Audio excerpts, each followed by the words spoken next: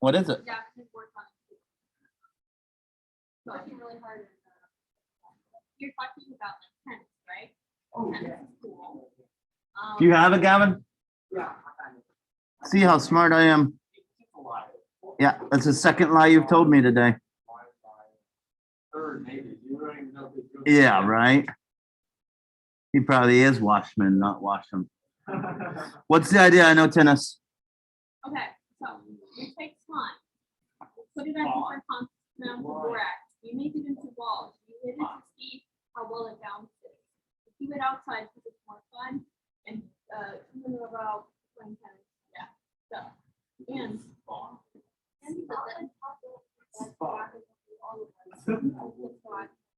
yeah. What? Don't. Why didn't you guys do this with your other stuff? Didn't you have some slime balls? Slime balls. Slime balls.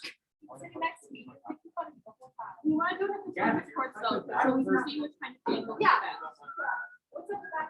Cool. Let's make a club, and we'll do this after school. Wait, actually. We'll meet on. No. But you guys can make a club and have a club sponsor and all that. But you can't be a part of the club then. Oh, okay.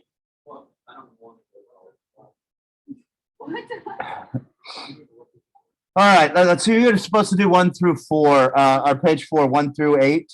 Any questions about this? How about number 4? Which of these is the most favorable? Why? Biggest. The largest. It's the largest. Which one favors reactants? The third one. Yep. They're beating you today, actually. So it's going to be the biggest one. This one down here, they actually have you, instead of solving for K, they have you solving for the amount of, it looks like products. So first you got to multiply both sides by NO2 squared and divide by K. Once you do that, then you take the square root of both sides and you get 3.4 times 10 to the negative first. 0.34. But yeah, those problems, that's probably the easy part of this unit. So the first part is always the easy part. Today, we are going to discuss Le Chatelier's principle. No. We'll have a good time with this. So Le Chatelier's principle, Le Chatelier, I'm not sure what his first name is. If you have a second or the internet, you can look that up and tell me. But Le Chatelier's principle is basically if you have a system that is at equilibrium, so the system is currently at equilibrium, we are going to do something to stress the system, and that's going to change the position in a sense. So this right here is known as the Haber process. Fritz Haber was a German scientist during World War I. He was the basically the master of chemical warfare for Germany. Back then, warfare was a little bit different. They had a lot of trench warfare where you sit in the trench and you peer up and pew, pew, pew, right?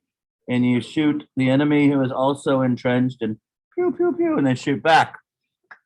Fritz Haber's thing was basically they would get onto the field and then they would, if the wind was correct, they would release gas.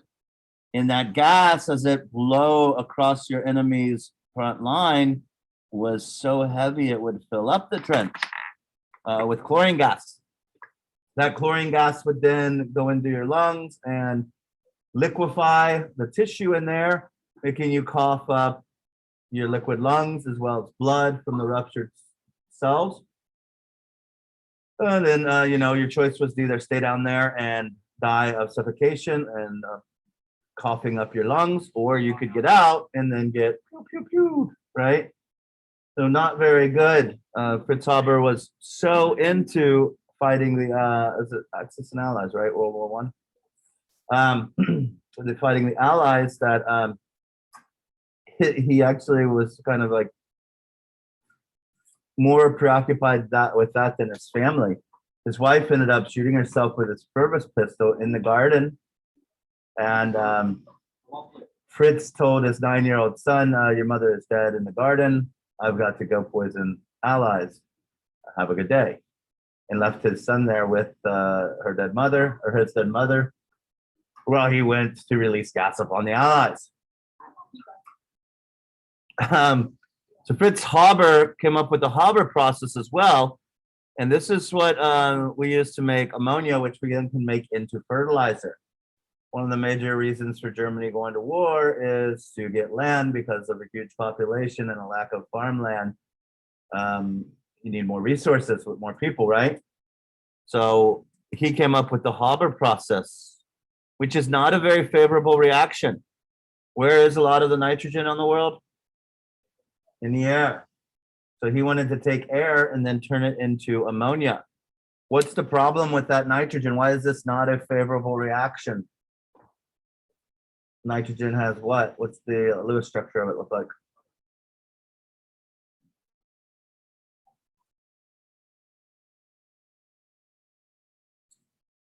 Are you just trying to do it in your head?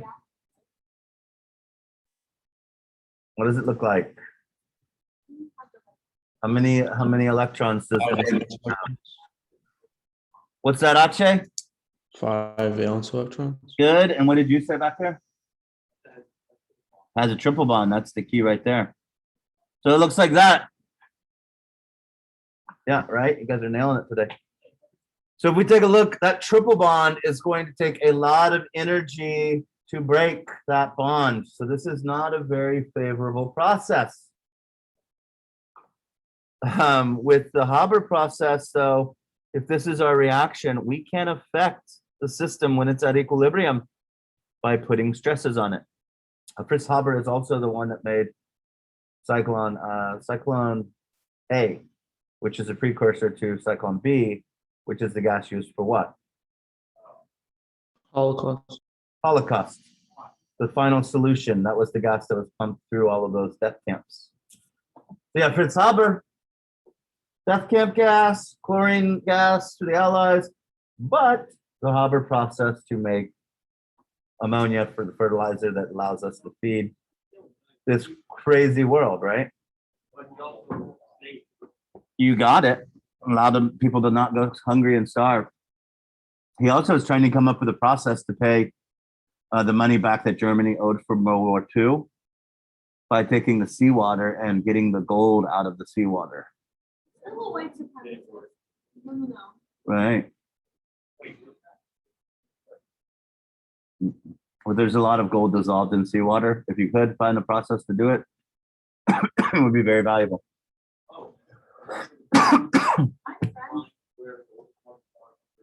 No. This is just taking the seawater and pulling the gold out of it. Yep.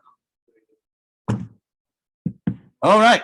So here we have this triple thing. If we get some of this made, and we're reaching the system at equilibrium, right? Products over reactants. What if we add more reactant? Which reaction is going to be faster? The forward reaction or the reverse reaction? Forward. Forward reaction. If we add more reactant, that means that they're going to collide more often, right? So if we add reactant, we're going to have more collisions between reactants, which is going to make the forward reaction faster. So we would say that that's forward reaction is favored. What if we added product? If we added NH3, yeah, right? We have to get back to that ratio. We have to get back to that ratio. Maybe you already made some using this process.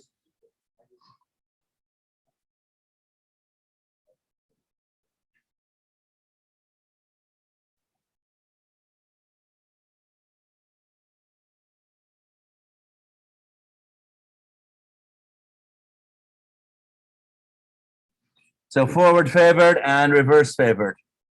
So if we take a look here, removing reactant, Reverse. reverse is going to be favored, right? Remember, you have two reactions, one that goes forward, one that goes reverse. Think about what increases the reaction rate. Collisions, right? So if we change the concentration of these guys, if we increase it, they're going to collide more and the forward reaction is going to be favored. If we decrease it, they're going to collide less and the reverse reaction is going to be faster. So removing product means we make more what?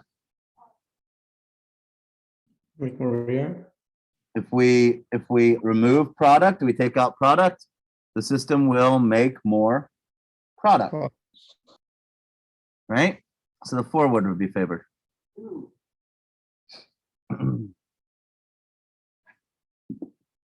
So there we have it. Take a look at this one real quick and go ahead and give me your answers. F or R?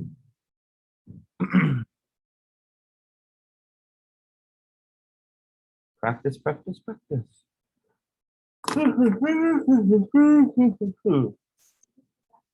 friend.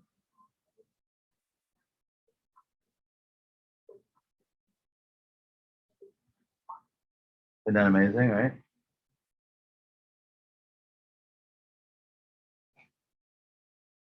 Amazing.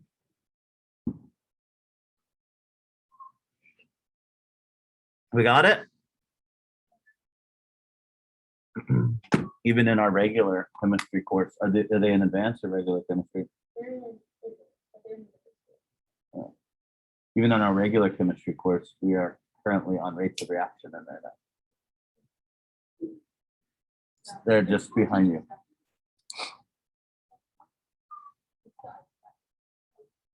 So if we take a look, NO, if we add more NO, we've got more products. So products will collide more, favoring the reverse. If we add O2, we've got more reactant. Reactants collide more often, favoring the forward. Taking out NH3 means that they will not collide as much, so or have as many successful collisions, so that will favor the reverse. And taking out H2O will favor the forward. Good, good. Down here, same thing. Adding more C2H4Br means that we're going to have more of that breakdown, so it's favoring the forward. Removing a C2H4, that's also going to be removing the product, which is going to favor the forward. This is kind of fun because now we can manipulate a system that's at equilibrium to do what we want. Mhm. It'll be faster until to reach an equilibrium. It'll be faster. That rate of reaction will be faster. The forward will be faster.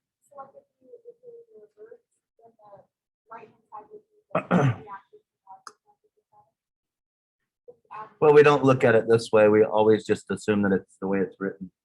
So the forward goes from reactants to products, and the reverse goes from products to reactants. It would be going from here to here. That would be faster. The products would be forming more reactants faster. Cool, cool. So we know that one way we can change the rate of the reaction and change the the system by stressing the equilibrium is by concentration. What is another way? Pressure. For gas systems, we can use pressure. Only gas systems, though. 1 mole of any gas takes up how much space at STP? 22.4 liters is correct. Leo is kicking it today. So we're only worried about products and reactants that are gases.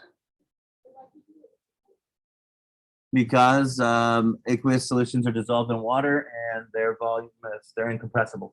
You can't compress them.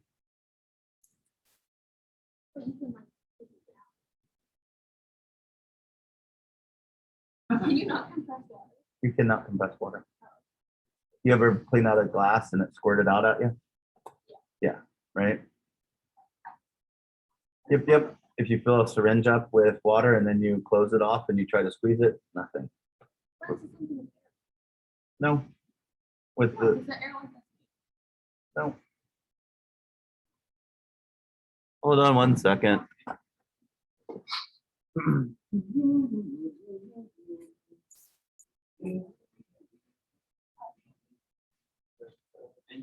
If I.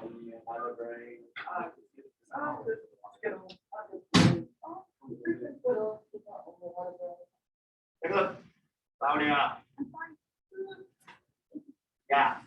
We put our finger up here. And tap on that. Yeah. Tap on that. No, that's it. That case it is. Give me 1 second. On the better side. What's that?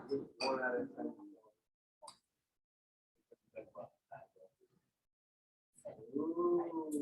Right? If I remove my hand, yeah.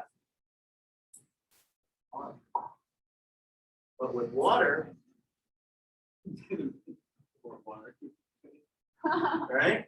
With water, you can't touch that. Oh, cool. Right? Wanna try it? No. Yes, do, Claudia. Well, not for. He's got a computer. Be careful around it. So there we go. Hey, Mr. Jackson. Yes. So if it's like a gas system, but with like one liquid, it can still be affected by changing the pressure, correct? Yes. The gas thing could. Yes. But like the liquids, like if you change the amount of liquids or change the pressure, it's not going to really affect that. It's just mainly affect the gases and stuff. You got it. Yep. So if we increase the pressure, what could you do that also simulates increasing the pressure? Decreasing volume. Volume more or less? Less volume. And if you are decreasing the pressure, what are you doing to the volume? What could you be doing to the volume? Making it more.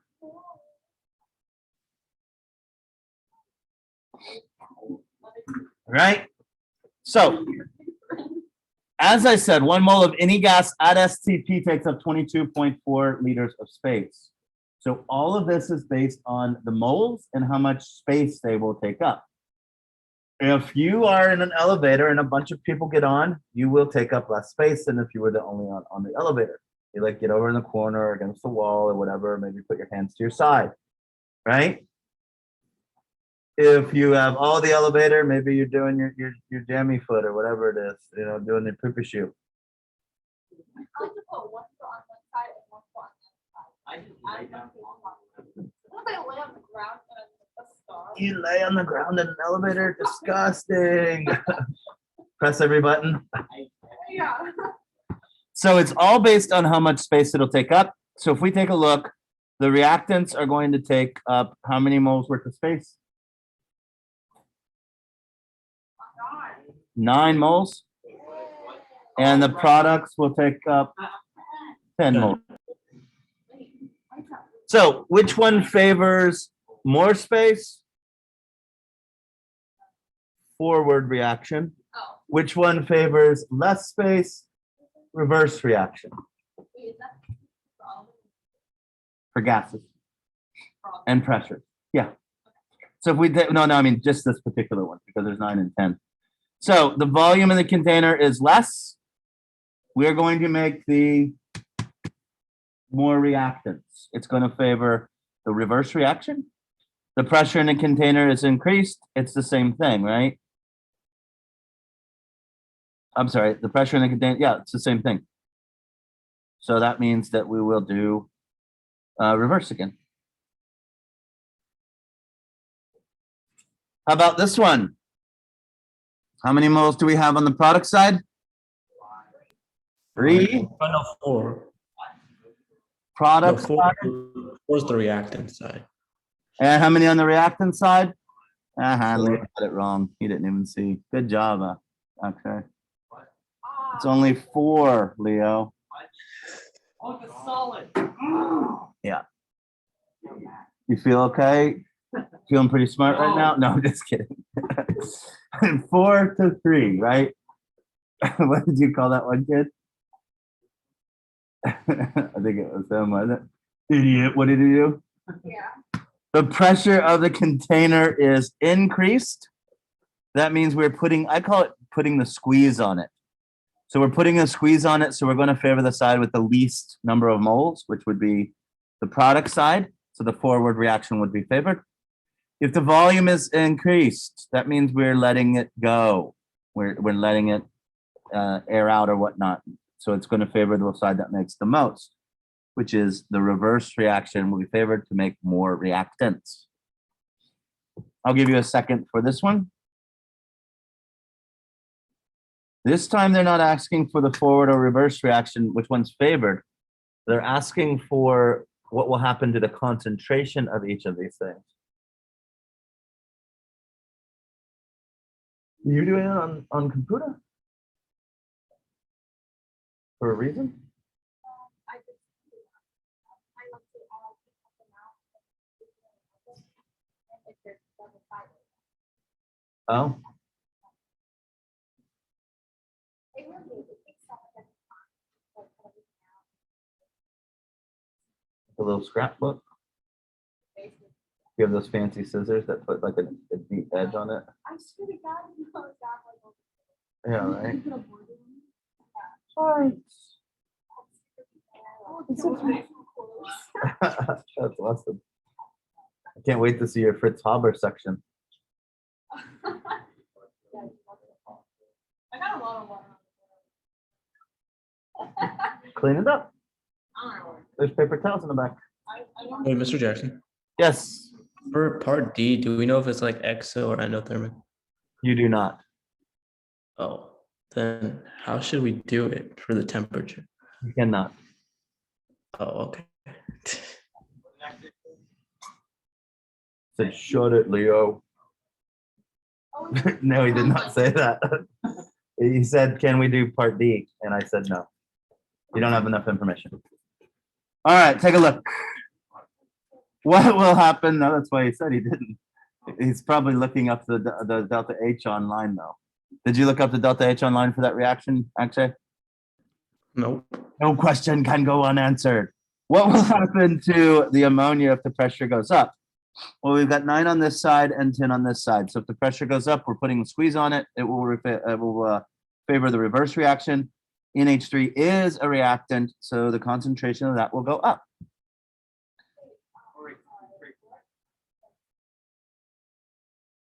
What?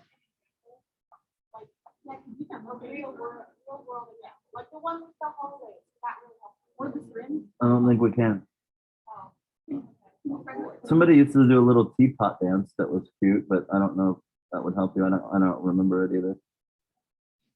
But let's do this. What will happen to the NO if the volume goes down? Which reaction is favored if the volume goes down? Forward or reverse? Can you answer that? The reverse. The reverse. So is NO a product or reactant? It's a product. We'd still look at it as a product, even though the reverse is favored. That means products will become reactants. So what will happen to the concentration of NO then? It will go down. Because NO and H2O are going to be used to make these two guys. So the concentration of NO will go down. But it's a product. You use up the products to make the reactant. This is a brain, like you have to use your brain. This is one thing that we can't just. If you're favoring reverse, technically, it's Products, don't even think like that. Just think products become reactants, because that's where you're getting confused at, right? Because it's a reversible reaction. It goes both ways. That's why the arrow is double. You could flip it and it would still be reversible, but it's not flipped here. It is. What will happen to the O2 if the NH3 goes up? If you have more NH3, which reaction is favored? it'll go down. The forward reaction is favored. Since reactants are used to make products in the forward reaction, what happens to O2? Does it increase or decrease? It decreases. O2. Yep. So if you increase NH3, you've increased reactants, which favors the forward reaction, which means it's used up.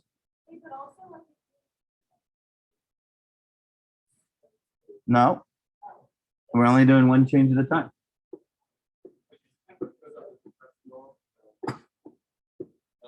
It's all based on, it's, that is true, what you said, but it's based on whether or not it's endothermic or exothermic. Brody, yeah, Oh, it's almost happened. that's why it's in brackets.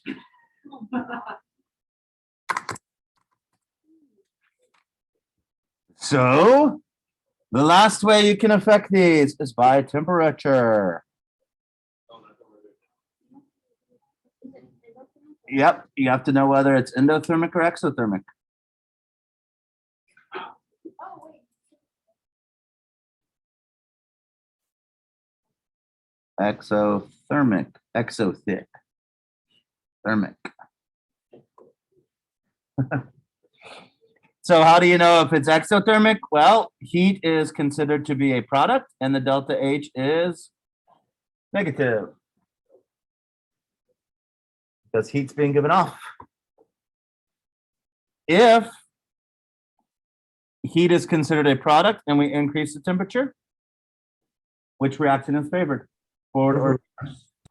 Reverse. Yep. Yeah. Reverse is favored. If heat's a product and we add more heat, that's like having more product. That's going to make product into reactant. Yes. Question, Claudia. So, you have to see, you have to see.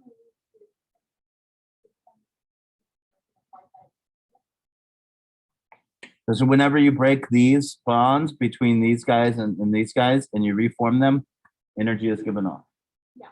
Yeah, but. then- So in order to break these bonds and form these two, you had to put energy in. Yeah, the heat got to get off. Yep. So it's just like, it's like, Kind of. But we're adding more than enough heat, probably by increasing the temperature. Fire, Bunsen burner, hot pad, who knows?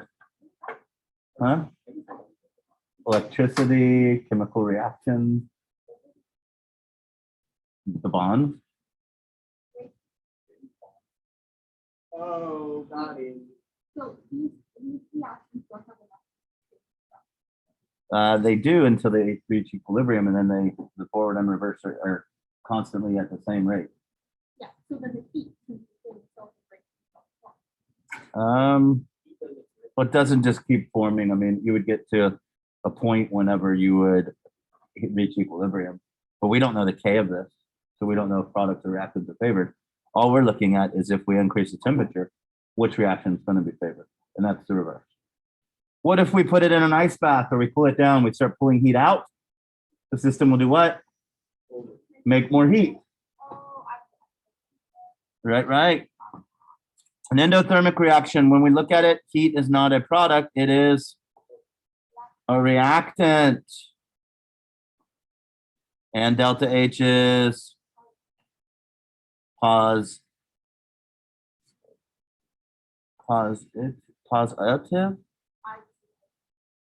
Positive and negative.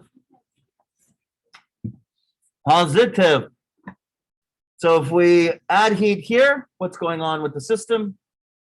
It's endothermic. So what do we do? Forward or reverse? Forward. Forward, march. If we decrease, we pull it out, Reverse. reverse. So now I'd like for you to describe how the system will shift here.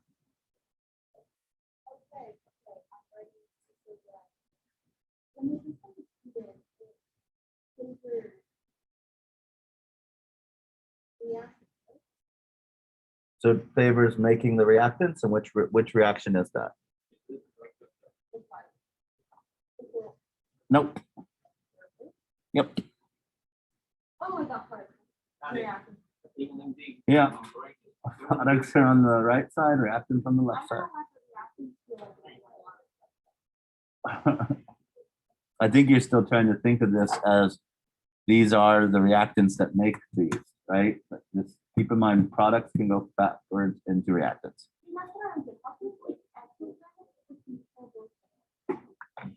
Because the way it's written. But you said it's like me. if we wrote the reverse, then it would be endothermic. How do we know electrons are actually negatively charged? We just assigned them a negative charge. They didn't know they were negatively charged until somebody said, oh, they're negatively charged. I mean, how did we decide that cations are positively charged? Why did we make these distinctions? Why is that north, right? Aren't we on just a big spherical planet? Why do we have a north? Wait, you're confusing me way more. Well, no, I mean, that's what you're asking yourself. You're asking yourself all these questions. Why is this exothermic? Because it's releasing heat. But if it's reverse, if we wrote the reverse of this, it would be endothermic, right? But how is it written here? How is it written? It's written with heat being given off. So this is what type of reaction? Exothermic. If we wrote it the other way, then it would be endothermic, right? You want me to write it the other way? If you add more heat, you're adding to the product. It's the reverse.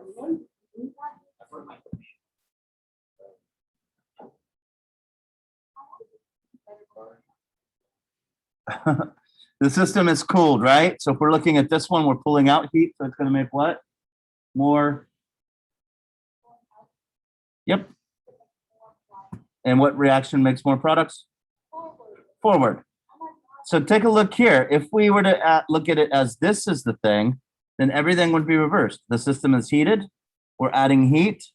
So it would be the forward would be favored. But we're still making the exact same thing. We're still making more of, honey, this is for you.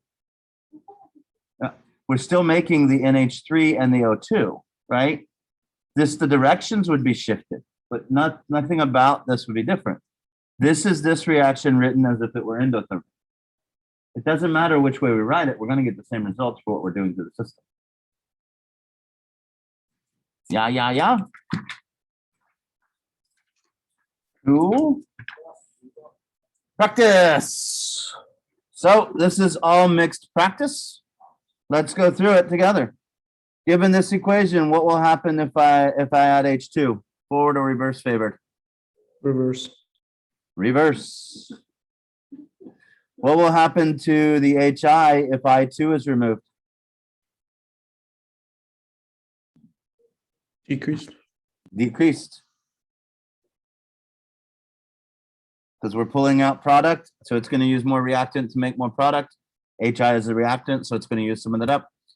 What will happen if the system is cooled down? HI will do what? Increase. The other two will decrease. What will happen if pressure is applied?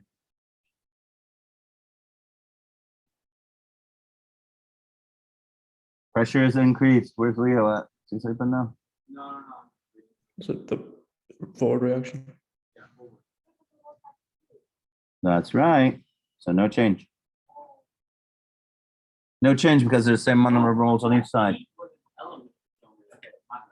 Yep, heat is energy, right? I don't know why. I don't know why either. You read that as like some weird helium aspartame. Determine the changes you can make in order to make the system make more products. What can we do? Increase reactants. Louder. Cool the system. Cool down. Cool it down. Increase pressure, did you say?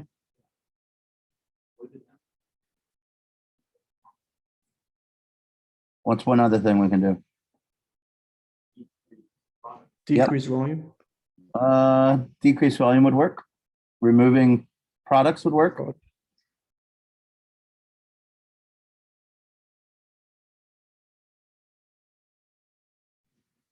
Oh, those would work. Nice job. So if we take a look, here is our thing. Keep in mind these are aqueous and not gaseous.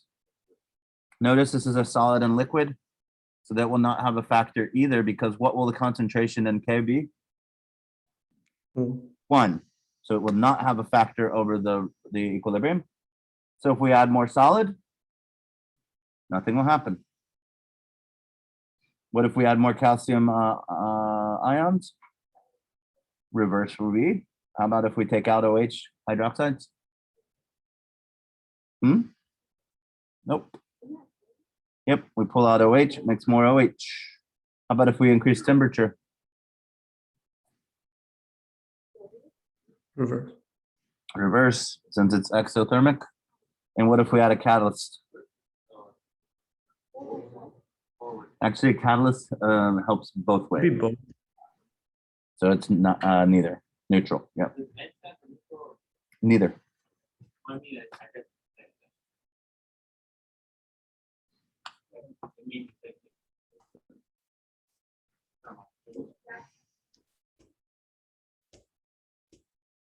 The Swiss is a neither country.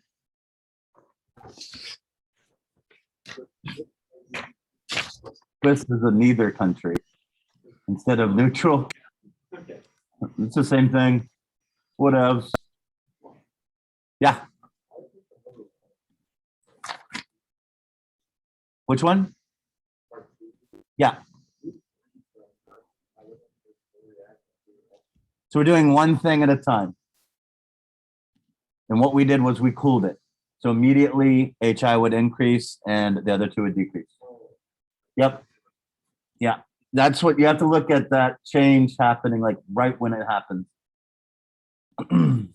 Yeah.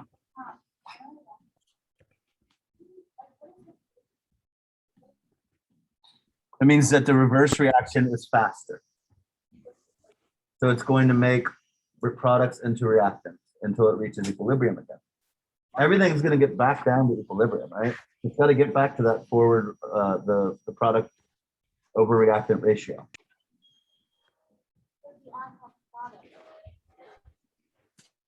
If you add products, it's going to take product and make it into reactants to get back to that ratio, yes. So this is just like what we just did. This right here is the reaction. Notice it's exothermic, and you're going to do a stress. For example, we're going to add NH3. So what does that do to these other guys? We're going to make arrows showing what happens to the other three substances. If we add NH3, what happens? What does the system do? It favors which reaction? Forward, and the forward makes what?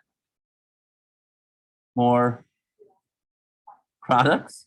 So concentration of products will increase, and the concentration of reactants will decrease. So that's all you're doing there, is adding arrows for each of those. And then down here you have colorless and yellow. And at equilibrium, you also have some blue. So yellow and blue make green. Yellow and blue make green.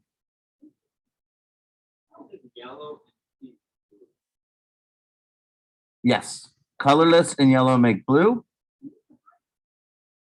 No, it's just for fun. So at equilibrium, you have both reactants and products, right? Because the equilibrium, the constant is 1.5. So that's 1.5 to 1 products to reactants ratio, right? So you have both yellow and blue make green. So at equilibrium, it is green. If you favor the forward reaction, you're going to use up your yellow and make more blue. So it'll go from green to blue. If you favor the reverse reaction, you're going to use up your blue to make more yellow. It'll go from green to yellow. With me? Which part?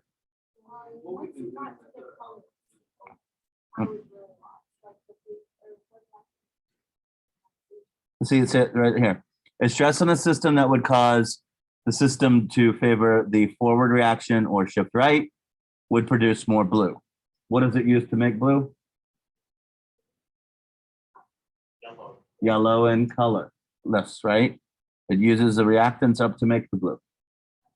Yeah, and if the system favors the reverse reaction, then it will cause the system to turn yellow. So if there's no change in the system, what color will it be? Green. It's 1.5. The K is 1.5. So you have both blue, you have products and reactants, right? At equilibrium. It's 1.5 to 1 ratio, right? That is it. That's a homework. Questions on page 10 and 11 are also good. I probably won't end up assigning those until later, though. That'll be like a review. But you're more than welcome to get them out of the way. I don't know. What's the thing say? I don't know either. Brody. I think it's a laboratory.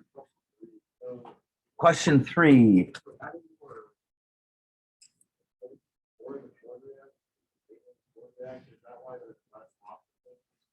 Which question?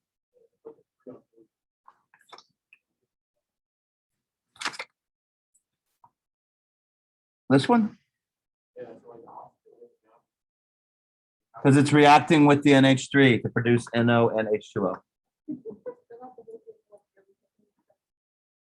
Wait, but not yet.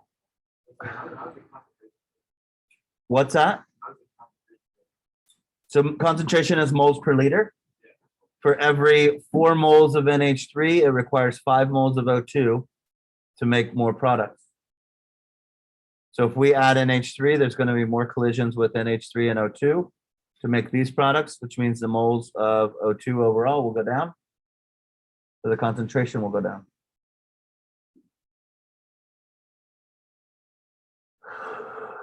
All right, that's all I got. Have a good day, guys. If there's no questions, you can stick around. Bye-bye. Bye-bye. Bye. Can I do the what? Do the table.